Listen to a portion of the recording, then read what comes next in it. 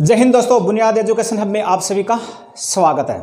दोस्तों आज वाला अपना जो जनरल साइंस वाला चैप्टर है वो है प्रोटीन्स, और प्रोटीन्स वाला चैप्टर बड़ा इंपॉर्टेंट चैप्टर है और हर बार यहाँ से कंपटीशन में क्वेश्चन पूछे जाते हैं। फिर प्रोटीन की खोज के बारे में, या प्रोटीन का नाम किसने दिया था, या प्रोटीन का सबसे अच्छा स्रोत क्या है, या प्रोटीन कितने प्रकार के होते हैं, ये सभी प्रकार के अपन क्वेश्चन देखेंगे। वेरी इंपॉर्टेंट क्वेश्चन है। सबसे पहले देखिए दोस्तों, प्रोटीन शब्द है, इसका शाब्दिक अर्थ क्या है।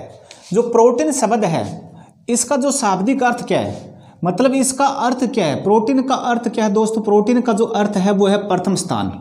मतलब प्रोटीन का जो अर्थ है वो क्या है, तो आपको याद रखना कि प्रोटीन का जो अर्थ है, जो शाब्दिक अर्थ है, इसका नाम है प्रथम स्थान। क्या हो जाएगा? प्रथम स्थान। फिर प्रोटीन की नाम के बारे में हम सभी जानते हैं कि प्रोटीन जो नाम दिया था वो जे बर्ज़ेलिस ने दिया था। प्रोटीन नाम किसने दिया था? जे बर्ज़ेलिस ने दिया था। लेकिन प्रोटीन की खोज किसने की थी, ये बहुत कम लोगों को पता है कि प्रोटीन की खोज किसने की थी। तो दोस्तों जो प्रोटीन की जो खोज है, तो प्रोटीन की खोज की थी मुल्डर ने। किसने की थी? मुल्डर नामक वैज्ञानिक था। उस बंदे ने क्या की थी? प्रोटीन की खोज की थी। उसका क्या नाम था? तो उसका नाम था, आपको याद रखना, मुल्डर नामक वैज्ञानिक ने प्रोटीन की खोज की थी। और प्रोटीन नाम किसने दिया था? तो प्रोटीन नाम दिया था जे बर्ज़ेलिस ने।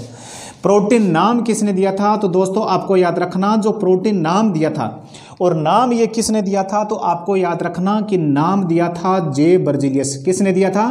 जे बर्ज़ेलिस नामक वैज्ञानिक था, और जिसने प्रोटीन का नाम दिया था। और इसके अलावा जे बर्ज़ेलिस के बारे में दोस्तों और आप क्या जानते हो, तो जे बर्ज़ेलिस ने जो तत्वों का जो प्रतीक चिन्ह है, जैसे मैं बात करता हूँ सोडियम का प्रतीक चिन्ह Na होता है, जो जे बर्ज़ेलिस ने इसके अलावा कि जो आपको याद रखना कि जो तत्व है और तत्वों का जो प्रतीक चिन्ह है, तत्वों का जो प्रतीक चिन्ह वो किसने दिया था? जे बर्ज़ेलिस ने दिया था। प्रोटीन का नाम भी किसने दिया था? वो जे बर्ज़ेलिस ने दिया था। अब देखिए दोस्तों, मैं प्रोटीन की शुरुआत करता हूं कि प्रोटीन किससे मिलकर बना होता है, प्रोटीन में कौन कौन से घटक होते हैं। तो सबसे पहले दोस्तों मैं एक चीज़ बता रहा हूं कि आपसे मैं 2 क्वेश्चन पूछ रहा हूं, और इसका जो मैं जवाब है, जो मैं आगे वाले कल वाले वीडियो में आपको मैं इसका जवाब दूं। सबसे पहले एक क्वेश्चन आ रहा है, तो आप सोशल मीडिया पर देखते हो कि संसार में सबसे पहले मुर्गी आई थी या अंडा आया था? संसार में सबसे पहले मुर्गी आई थी या अंडा आया था? तो इसका जवाब आप मेरे को कमेंट बॉक्स में जरूर बताना। इसका जवाब मेरे को कमेंट बॉक्स में जरूर बताना। दूसरा मैं क्वेश्चन ये पूछ रहा हूं कि वास्को डी गामा, दूसरा क्वेश्चन पूछ रहा हूं कि वास्को डी गामा अपने जो भारत में आया था, जो पुर्तगाल के यात्री आया था, वो किस लिए आया था? मतलब उसे किस बात का पता चला था कि भारत की ये चीज प्रसिद्ध है, इसीलिए वो वास्को डी गामा भारत आया था। और इन्हीं 2 क्वेश्चनों का जवाब दोस्तों मैं आगे वाले वीडियो में दूंगा, और आप मेरे को कमेंट बॉक्स में जरूर बताना दोनों क्वेश्चनों के उत्तर। फिर अपन बात करते हैं कि जो प्रोटीन है, ये प्रोटीन से ये किन किन घटकों से मिली बनी होती है। तो मतलब प्रोटीन के घटक कौन कौन से हैं? तो दोस्तों जो प्रोटीन के जो अनिवार्य घटक है, तो प्रोटीन के जो अनिवार्य घटक है, जैसे मैंने बताया कि कार्बोहाइड्रेट है, ये कार्बन हाइड्रोजन ऑक्सीजन से मिलकर बना होता है। इसी प्रकार से जो ये प्रोटीन घटक है, तो वो कौन सा है? कार्बन हो जाएगा, हाइड्रोजन हो जाएगा, और ऑक्सीजन हो जाएगा, और नाइट्रोजन। मतलब कार्बन हाइड्रोजन ऑक्सीजन तो पाया जाता ही है, लेकिन सबसे सर्वप्रमुख विशेषता है कि प्रोटीन में नाइट्रोजन भी पाया जाता है। दोस्तों अपने शरीर में जो नाइट्रोजन की आपूर्ति होती है वो बाहरी गैस से नहीं होती है। वायुमंडल में नाइट्रोजन की मात्रा है 78%। वायुमंडल में नाइट्रोजन की मात्रा है 78%, लेकिन नाइट्रोजन एक श्वसन योग्य गैस नहीं है, और इसीलिए नाइट्रोजन का अपन श्वसन नहीं कर सकते। तो नाइट्रोजन की अपने शरीर में आपूर्ति कैसे होती है? तो नाइट्रोजन की दोस्तों अपने शरीर में जो आपूर्ति होती है वो प्रोटीन युक्त भोजन से होती है। जैसे अपन दाल खाते हैं, दूध पीते हैं, इसमें क्या होती है? प्रोटीन होती है, और प्रोटीन में क्या होती है? नाइट्रोजन होती है। इसीलिए आपको याद रखना, प्रोटीन क्या है कि प्रोटीन एक नाइट्रोजन युक्त कार्बनिक पदार्थ है। प्रोटीन क्या है? तो प्रोटीन आपको याद रखना एक नाइट्रोजन युक्त पोषक पदार्थ है या कार्बनिक पदार्थ है। आपसे सीधा सा पूछा जाएगा कि नाइट्रोजन युक्त कार्बनिक पदार्थ कौन सा है? दोस्तों प्रोटीन ही है। और अपने शरीर को जो प्रोटीन की जो आपूर्ति होती है, और वो किससे होती है? तो वो आप याद रखना प्रोटीन से होती है। फिर देखिए दोस्तों, अपने जो प्रोटीन में जो नाइट्रोजन की मात्रा कितनी है, तो प्रोटीन में जो नाइट्रोजन की मात्रा है वो 13 से और कितना परसेंट है, वो 13 से और 15% क्या होती है, इसमें नाइट्रोजन की मात्रा होती है। इसमें क्या होती है, नाइट्रोजन की मात्रा होती है। फिर आप सभी को पता है कि प्रोटीन किन से मिलकर बनी होती है, अमीनो अम्लों से मिलकर बनी होती है। कितने प्रकार के अमीनो अम्लों से प्रोटीन बनी होती है, यो भी आपको पता है कि सभी प्रकार की वो के 20 प्रकार के अमीनो अम्लों से मिलकर बनी होती है। तो प्रोटीन के बारे में अगर बात करें तो आपको याद रखना दोस्तों, जो प्रोटीन है ये किससे मिलकर बनी होती है, तो अमीनो अम्ल से बनी होती है, ठीक है ना। और कितने प्रकार के अमीनो अम्लों से बनी होती है, तो ये आप बता देना, ये 20 प्रकार के अमीनो अम्लों से बनकर होती है। 10 अमीनो अम्ल तो अपने शरीर में पाए जाते हैं और 10 अमीनो अपन कहाँ से लेते हैं, अपन भोजन से लेते हैं। मतलब ये प्रोटीन कितने प्रकार के अमीनो अम्लों से बनी होती है, तो आप बता देना कि ये 20 प्रकार के अमीनो अम्लों से बने होते हैं।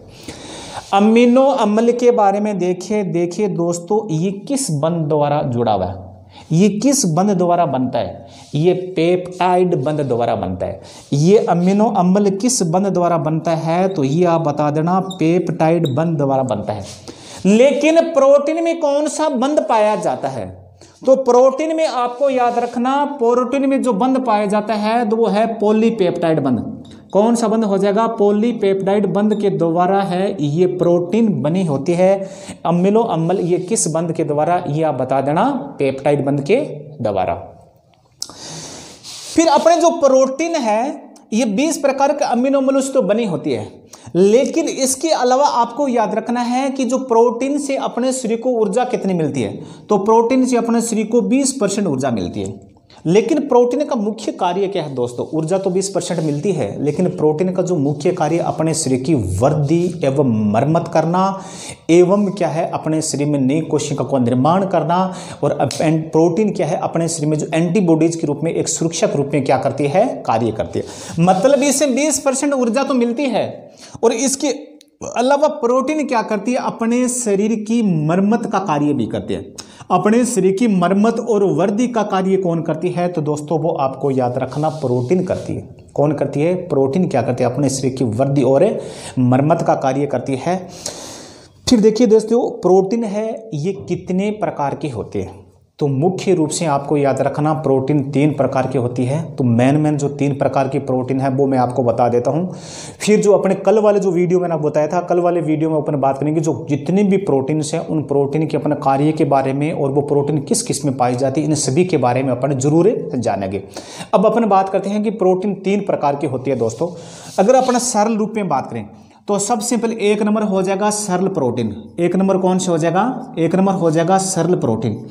और सरल प्रोटीन किसको बोलते हैं दोस्तों, तो दोस्तों आपको याद रखना कि जो सरल प्रोटीन है कि वे प्रोटीन जो सिर्फ अमीनो अम्लों से मिलकर बनी होती है।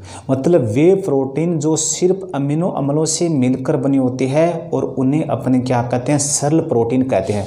मतलब वे प्रोटीन जो सिर्फ क्या है, अमीनो अम्लों से, सिर्फ अमीनो अम्लों से बनी होती है और इस प्रकार की प्रोटीन को अपन क्या कहते हैं, सरल प्रोटीन कहते हैं।